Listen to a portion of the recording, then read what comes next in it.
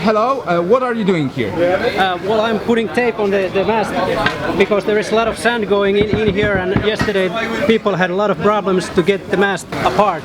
Okay. And if you put the tape there, no problems. Okay, cheers. Thank you very much for that tip.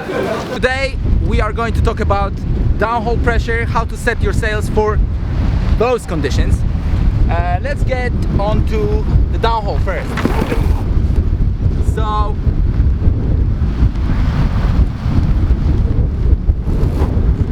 first I squeeze like 4 fingers there, and I always do that like this because I know my downhole can squeeze that distance all the way through if I pull the ropes.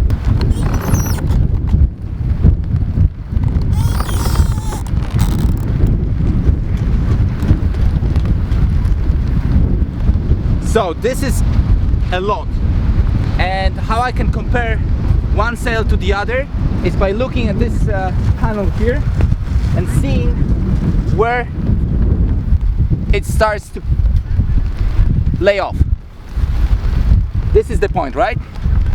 And this is the mark for me that I know it's a lot. I know it after my training and after rigging the sail over and over again. I need to get rid of a bit of a stop section of the sail because I'm overpowered in those conditions. Something that everyone can work on, and I see that a lot, is not downholing your sail enough. Especially in raceboard class, you tend to think maybe that you need more power, but in all honesty, you need to get rid of that 9.5 power to have a smooth upwind and downwind. How do I know there is too much downhole? It's hard to say in this sail, but in RSX sails, and I've seen a lot of those sails here, you can say it by seeing the profile of those 2 buttons. If the profile of these 2 buttons is flat or even on the other side, that means the air floating around the sail will push it through. Even when you're on starboard course, the sail can, or the cambers can flip on port, and that is a very, very bad thing, especially when you're doing your maneuvers like tacking or jibing. That cannot happen, and to avoid that, you need to release a little bit of a downhole bit by bit, just to see this profile coming back in this spoon-shaped manner. So that is the limitation for downhole. What about outhole? What about it? I check it by touching the sail here, and if it has a problem to touch the boom, I know I'm making it very tight.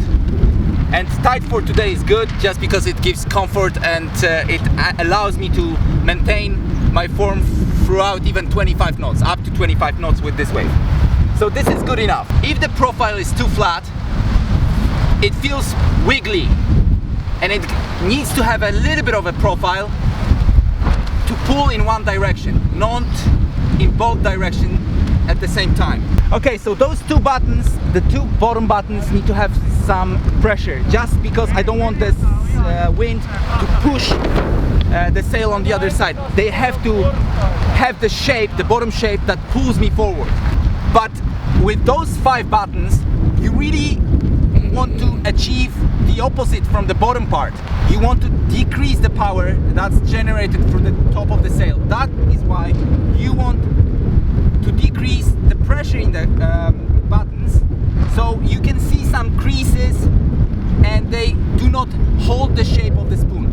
You really want to open up the sail, and you want to do that with releasing the pressure from those 5 buttons, from this one onwards. Hope that will help. Good luck with your rigging, and if you have any questions or comments, you can subscribe to my channel and ask the questions in the comment box. Take care.